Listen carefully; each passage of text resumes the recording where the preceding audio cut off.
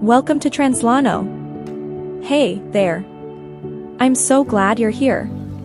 This is a space where we celebrate self-expression, individuality, and empowerment. I used to roll my eyes at titles like that, not because the feeling behind them is fake, but because the truth rarely arrives as a stunt. The truth arrives quietly, in the way you hesitate before opening a closet door even when you're alone, in the way you learn to smile with only half your face because the other half is busy hiding. Still, I understand why people reach for a simple frame. It gives shape to something that can feel shapeless, the long, careful work of figuring out who you are, and how to live as that person without hurting yourself or anyone else. I want to tell you my story the way it actually felt from the inside. Not as a spectacle, not as a dare, and definitely not as something secret and thrilling that you're supposed to crave. For me, crossdressing was never a punchline or a costume. It was a language I didn't know I was allowed to speak. And like any language, I learned it in fragments at first, under my breath, afraid someone would hear. When I was a kid, I didn't have the words identity or gender expression. I had only sensations. Certain fabrics felt like relief. Certain shapes in the mirror felt like a question I couldn't answer. In our house, there were rules that weren't written down but were as real as the walls. Boys sat a certain way. Boys didn't cry for no reason. Boys didn't touch certain drawers. I learned those rules before I learned long division. I also learned, early, that the cost of breaking them wasn't always a punishment you could point to. Sometimes the punishment was a look, a sudden tightening around a parent's mouth, the way laughter could go sharp. That kind of correction teaches you to police yourself so thoroughly that, eventually, you don't need anyone else to do it. My earliest memory of wanting to try on girls' clothes isn't glamorous. It's ordinary, almost boring. I was maybe 7 or 8. I was home alone for a short window after school, the kind of time that feels like a whole private universe when you're little. My mom's laundry basket was on the couch. I remember the warm smell of detergent and the weight of folded shirts. I remember seeing a simple skirt, nothing dramatic, just a soft, dark skirt, and the thought wasn't, I want to be a girl, or, I want attention. It was more like a magnetic pull. What would it feel like to be inside that shape? I put it on and stood very still. My heart hammered the way it did when I thought I might get caught doing something wrong. But alongside the fear was a strange calm, like my muscles had been holding a pose all day and finally got to unclench. I didn't dance around. I didn't prance. I just stood there, staring at the carpet, feeling the fabric settle. And then I heard the garage door start to rise, and my whole body snapped into panic. I tore it off, shoved it back, and scrubbed my hands as if I'd touched something dirty. I didn't get caught, but my brain recorded the experience as both comfort and danger. That combination is powerful. It makes you curious and ashamed at the same time, which is exactly how secrets learn to grow. As I got older, the world around me got louder about what boys were supposed to be. School was where the rules became public performance. You didn't just have to be yourself, you had to prove it in front of other kids who were also trying to prove it. The boys in my grade learned quickly that ridicule was a kind of currency. If you could make someone else the target, you bought yourself a little safety. I became careful in ways that weren't obvious. I didn't just avoid anything that might look girly. I avoided any softness at all. I lowered my voice. I laughed at jokes I didn't like. I trained myself to enjoy the things I was supposed to enjoy because that seemed easier than explaining why I didn't. But the longing didn't disappear. It just moved underground. Every so often, when I was alone, I would try something on again. Sometimes it was a shirt that felt lighter, sometimes it was a scarf. I didn't have the courage to do anything that felt too obvious. I was trying to keep the comfort while minimizing the risk. It's strange to look back and realize I was already negotiating with myself, already making compromises, already practicing the logic of secrecy. If I do it small enough, maybe it won't count. If it doesn't count, maybe I can keep it without becoming a problem. Then puberty arrived and everything got harder, not because crossdressing suddenly became sexual for me, but because everyone else made bodies into a topic loaded with shame and obsession. Adults talked about hormones and normal urges, and warned about predators and temptation, as if adolescence was a storm you survived by clenching your jaw. I absorbed all of that and turned it inward. If I felt drawn to feminine clothing, my mind tried to categorize it into the only boxes it had been given: perversion, sickness, weakness. I didn't see another possibility yet, that clothing can be a form of expression, and that expression can be about comfort, alignment, and authenticity without being about sex at all. In my early teens, the internet started to become a place where you could search for things you couldn't say out loud.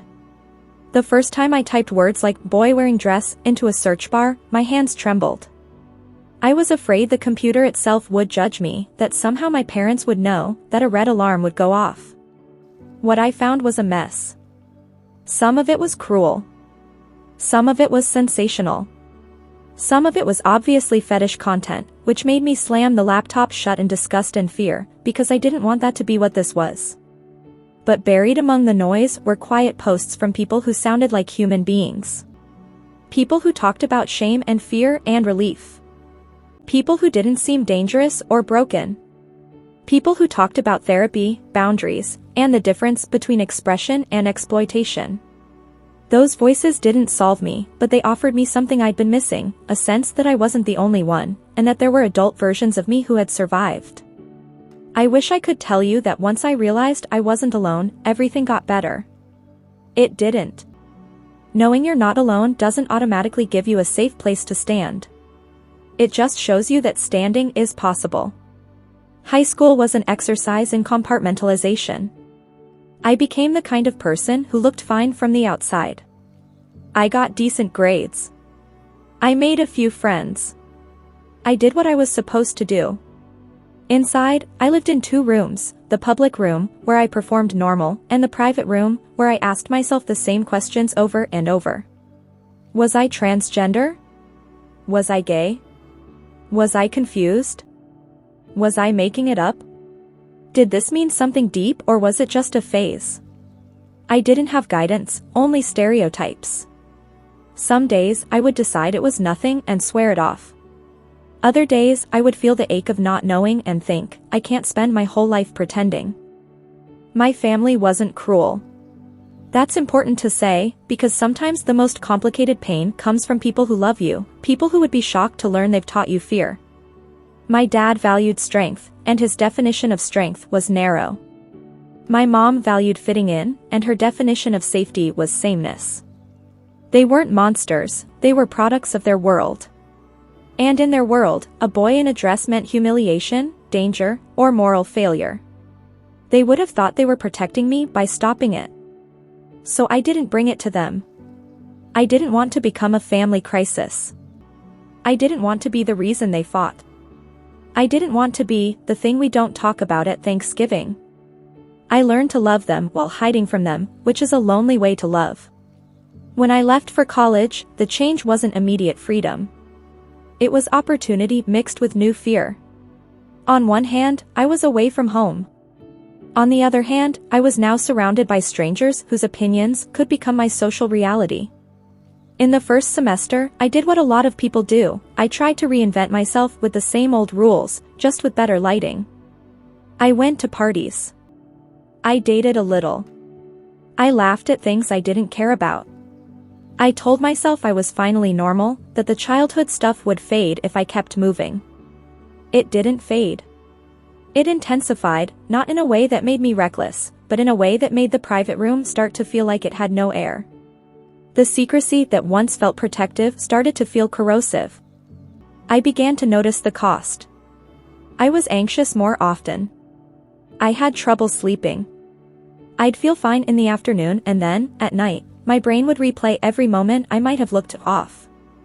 I became hyper-aware of how I walked, how I gestured, how I spoke. When you're constantly monitoring yourself, you don't have much energy left to actually live. The first time I crossdressed in a more intentional way as an adult, it wasn't spontaneous. It was planned, careful, almost clinical.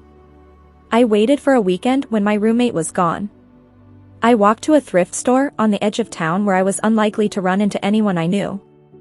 I chose plain items, not because I didn't like pretty things, but because I was still trying to avoid attention even in my fantasy of being seen. A simple dress, not flashy. A cardigan. A pair of flats. I remember the cashier barely looking at me. I remember how that indifference felt like mercy.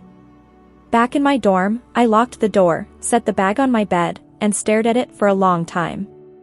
It's hard to explain what that moment contained. Hope, yes, but also grief. Because if this mattered to me, then it had mattered all along, which meant I'd been carrying something heavy for years without naming it. I changed slowly, my hands clumsy. When I looked in the mirror, I didn't see a joke. I saw someone trying. And I felt, not perfect, not suddenly whole, but nearer to myself. Like a radio station coming into focus after years of static. Then, of course, the fear returned. The fear didn't ask, "Do you like this?" It asked, "What will happen to you if anyone finds out?" That's when the ethical questions started to form in a more adult way. Not just, is this wrong, but, how do I do this responsibly? Because by then, I understood something important, my private exploration wasn't isolated from the world. My choices could affect roommates, partners, friends. Secrecy can protect you, but it can also become a form of dishonesty if it spills into relationships where honesty matters. I didn't want to use anyone as a shield. I didn't want to build intimacy on omission. I started, imperfectly, by telling one person. It was a friend from a literature class, someone who had a way of listening that made silence feel safe. I didn't make it dramatic. I didn't ask them to solve me. I just said, quietly, that I sometimes wore feminine clothes and I didn't know what it meant, and I was scared. My voice shook. I expected disgust or laughter. They looked at me like I'd told them I was human. They asked what I needed. Not what label I was. Not what category to place me in. What I needed. That question was a turning point, because it shifted the problem from identity as a verdict to identity as a life. I wish every coming out story was like that. Mine wasn't universally. Some people were kind but awkward. Some people were curious in a way that felt like being studied. A couple of people made jokes that they probably thought were harmless. Those jokes weren't catastrophic, but they taught me another lesson: even when people don't mean harm, they can still reduce you to a punchline, and you have to decide whether to educate them, distance yourself, or both. I learned to set boundaries. I learned that I didn't owe everyone an explanation, but I also learned that hiding forever wasn't the same as having boundaries. Hiding was fear disguised as control. After college, adulthood hit with its own pressures: rent, work, the need to appear stable. I got an office job that required a certain kind of professional presentation. I bought collared shirts and learned the language of small talk. I told myself I could keep my exploration private, that it could be a hobby-like thing that didn't interfere. But life has a way of testing what you call manageable. The first serious relationship I had was with someone I genuinely loved. They were practical, warm, and straightforward. With them, I felt the possibility of a future that wasn't just survival. And because I wanted that future, the secret started to feel heavier. Not because crossdressing was incompatible with love, but because I couldn't stand the thought of them discovering it accidentally and feeling betrayed. The fear shifted from, "They'll think I'm weird," to, "They'll think I lied." That's when I decided to tell them. I chose a calm evening. I didn't wait for a fight. I didn't spring it on them as an emergency. I tried to do it responsibly, which meant acknowledging my own uncertainty instead of presenting it as a finished speech. I told them I sometimes wore feminine clothes, that it helped me feel grounded, that it wasn't about them, and that I was still figuring out what it meant. I emphasized what it was not a request that they change who they were, not an invitation to cross boundaries, not a secret sexual demand. Just an honest part of me that I didn't want to hide. They listened. They cried. Not because they were disgusted, but because they were scared. They asked whether I was going to leave them. They asked whether I was actually a woman. They asked whether they had been blind. Those questions hurt, but I understood them. People ask the questions their culture gives them. We talked for hours. We talked again the next day. We talked again the next week. We tried, and I respect them for trying. But the truth is, they couldn't find a place for this in their understanding of partnership. They didn't want to police me, but they also didn't want to be in a relationship with someone who might change in ways they couldn't predict. Their anxiety was constant. My anxiety was constant. Eventually, love became a negotiation that neither of us could sustain.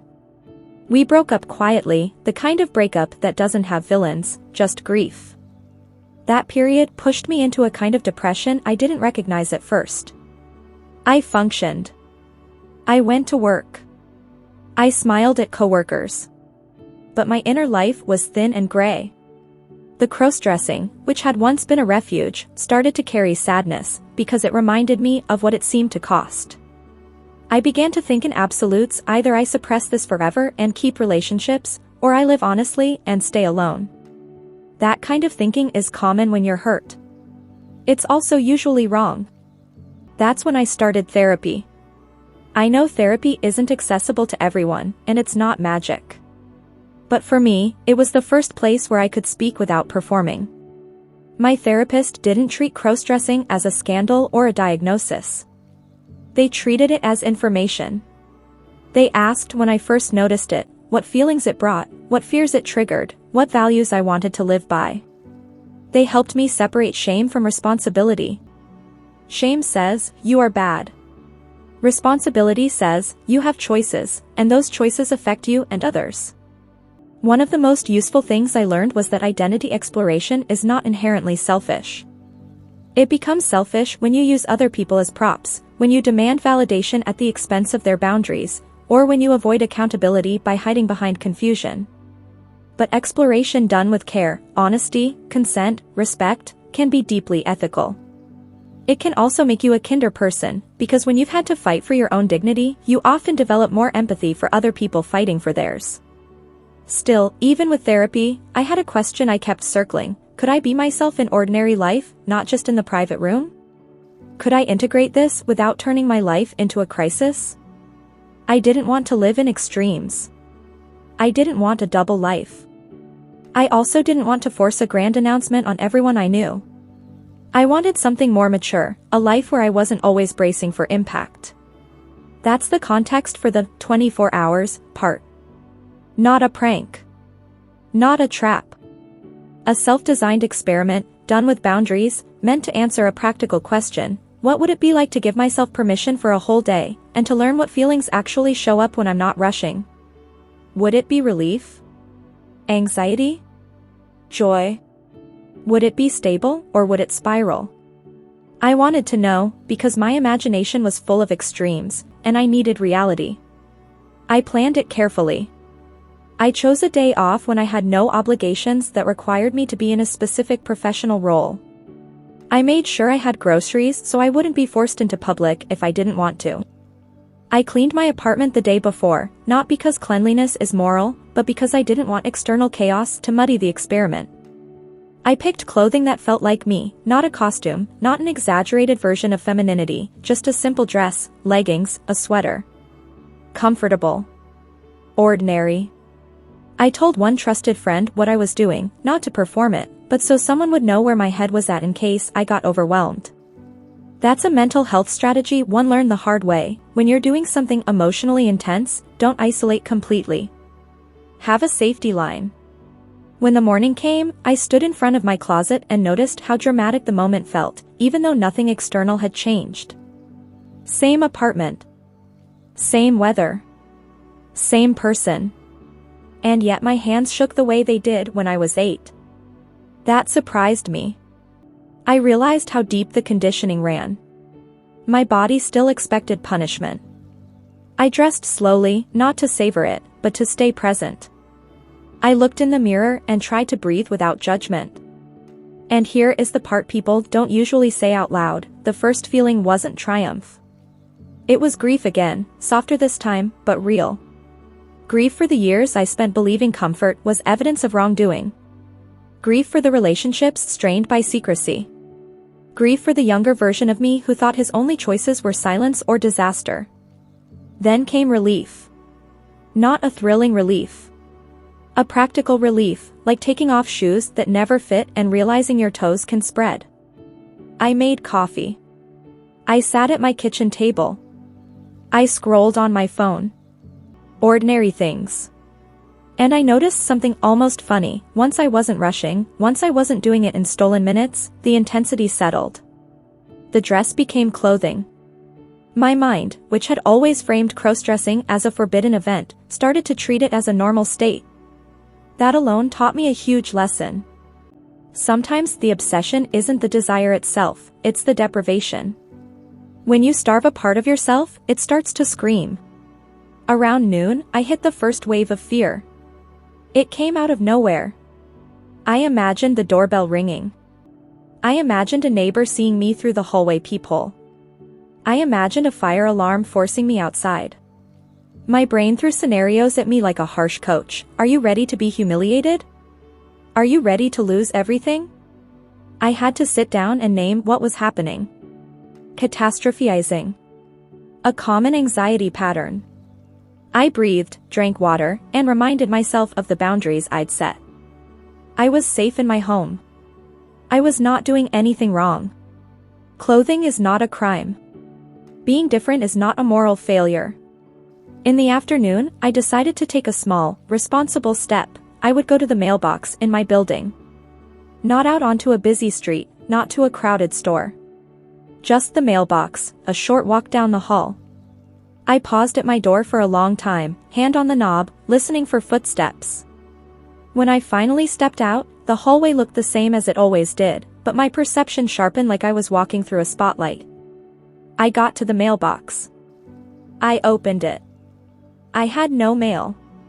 Of course I had no mail. I almost laughed. The world did not explode. I walked back inside and closed the door, and my knees trembled as if I'd run a race. That's how you can tell something matters. Your body responds even when the event is tiny. That evening, I cooked dinner. I watched a movie. I noticed how my mind kept drifting toward questions of worth. Not, do I look good, but am I allowed? That's the heart of it for many people, not the clothes, but permission. Permission to feel at home in your own skin. Permission to be complex. Permission to be a person who doesn't fit the simplest categories.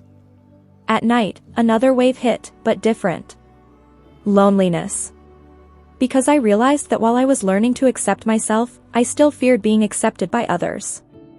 Self-acceptance isn't always warm. Sometimes it feels like standing beside yourself in a storm, saying, I'm here, even if nobody else comes. That's a kind of courage that doesn't get applause. I slept in the dress, not as a dramatic act, but because I wanted to know what it felt like to stop treating this as something that had to end before morning. When I woke up the next day, I expected a crash of shame. Instead, I felt normal. Not cured, not transformed, not suddenly beyond fear. Just normal. I made coffee again. I looked out the window. The sky was the sky. And I realized I had been trapped for 24 hours only in the sense that I had trapped myself for years inside rigid rules. The clothing hadn't trapped me. Fear had. That experiment didn't solve everything, but it gave me something priceless, evidence. Evidence that I could experience this aspect of myself without spiraling, without turning it into a spectacle, without hurting anyone. Evidence that my mind's worst-case scenarios were not inevitable truths. Evidence that I could be responsible and still be real. After that, I started working on integration. Integration is not the same as announcing everything to everyone. Integration means your life stops being divided into compartments that hate each other. It means you build a self that can hold complexity without collapsing. Practically, that looked like small changes. I allowed myself to buy clothes that felt right without panicking. I stopped throwing things away in shame and then repurchasing them later, a cycle that had made me feel unstable and dishonest with myself. I talked to my therapist about what I wanted my values to be. I wanted to be honest, but not reckless. I wanted to be brave, but not cruel. I wanted to respect other people's comfort without making my existence contingent on their approval. I also learned to think about context. There's a difference between expressing yourself and forcing expression into spaces where it will be misunderstood or unsafe. I didn't owe anyone secrecy, but I did owe myself safety. I started choosing environments where people had demonstrated empathy. I joined a support group that focused on gender expression and mental health, not on sensational stories. Listening to others taught me humility. Some people were exploring crossdressing as part of being transgender. Some were cisgender and simply expanded their expression. Some were still unsure.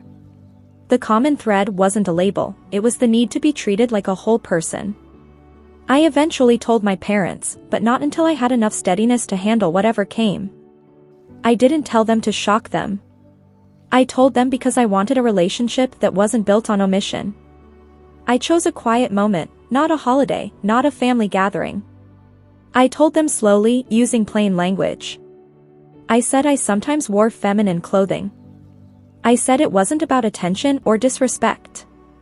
I said it helped me feel like myself. I said I wasn't asking them to fully understand overnight, but I was asking them to treat me with basic dignity. My dad went silent for a long time. My mom cried. The conversation was messy. They asked the predictable questions, the ones people ask when they're scared. Are you sure? Did someone influence you? Is this because of trauma? Are you going to change your body? What will people think? I answered what I could, and when I didn't know, I said I didn't know. I didn't argue about politics. I talked about feelings and values. I told them I loved them and I wanted them in my life, but I couldn't keep pretending. The weeks after were awkward. My dad avoided the topic. My mom tried too hard in ways that felt brittle. There were comments that stung. There were silences that stung. But something else happened too, time. Time is not always healing, but it is revealing. Over time, they saw that I was still me. I still showed up. I still cared about my work. I still helped them when they needed help. I wasn't falling apart. I wasn't asking them to lie. I was asking them to expand. I won't pretend it became a perfect acceptance story. My dad may never be comfortable. My mom may always worry about social judgment. But the relationship became more honest, and honesty, even imperfect, is less lonely than performance. I also learned to forgive them without excusing harm. Forgiveness, for me, meant recognizing their limits while protecting my own dignity. In the years since, I've continued to learn what this part of me means. The more grounded I became, the less I needed grand moments. I stopped seeing crossdressing as a test I had to pass. I stopped chasing the feeling of approving something. I started asking better questions. What helps me feel present? What helps me feel kind? What helps me be a reliable friend, partner, and family member? Identity isn't only about what you wear, it's about how you live. I dated again, more carefully this time. I learned to bring up my gender expression earlier, not as a confession, but as a fact. That reduced the drama, and it also respected the other person's autonomy. People deserve to choose what they're comfortable with, and you deserve not to be treated like a secret. Not everyone stayed. Some people decided it wasn't for them, and I learned not to interpret that as a verdict on my worth. Compatibility isn't morality. Some people asked sincere questions and listened. With those people, I felt something I hadn't felt in my first relationship: steadiness. The sense that I didn't have to earn love by editing myself. There were setbacks. There were days when a stranger's comment sent me back into that old 8-year-old panic. There were times when I looked at the news and felt a heavy dread about how easily people can turn difference into a target. There were moments of anger, too, when I realized how much energy I'd spent just trying to be acceptable. But even those feelings became part of integration. I learned to let them pass through me without dictating my choices. If you're listening to this and wondering what you're supposed to conclude, I won't hand you a label. What I can offer is what I learned about the process, because the process matters more than the category. First, secrecy is understandable, but chronic secrecy is exhausting, and it can distort your sense of self. Second, crossdressing does not automatically mean one thing. It can be a form of expression, a step in understanding gender identity, a comfort, a curiosity, or several of those at once. The meaning is personal, and it can evolve. Third, responsibility matters. Be honest where honesty is owed. Don't use people. Don't demand validation as proof of love. Don't put yourself in unsafe situations just to feel brave. Fourth, mental health support can help, not because you're broken, but because carrying fear alone can make any human being feel broken. And finally, self-respect is not arrogance. Self-respect is the quiet decision to treat your own inner life as real. Sometimes people ask me whether I regret the years I spent hiding. I think regret is too simple. I grieve those years, yes. I wish I could have told the 8-year-old me that comfort isn't evil. I wish I could have told the teenager me that confusion doesn't mean you're failing. I wish I could have told the 20-something me that love doesn't have to be negotiated with shame. But I also recognize that I survived the only way I knew how at the time. I used the tools I had. Now I have better tools, and I use them. That's growth. The title says, trapped in a dress for 24 hours, but the truth is I was never trapped in clothing. I was trapped in the belief that I had to choose between being good and being real. It took time to learn that goodness isn't about fitting a stereotype.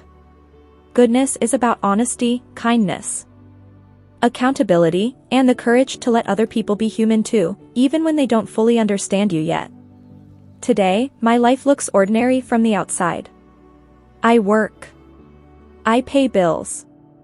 I show up for people. And in the quiet parts of my life, I allow myself to exist without apology. Sometimes that includes a dress. Sometimes it doesn't. The point isn't the outfit. The point is that my inner life and my outer life are no longer enemies. Thank you for watching and spending this time with me. If this story helped you understand yourself or others a little better, feel free to explore more on the channel.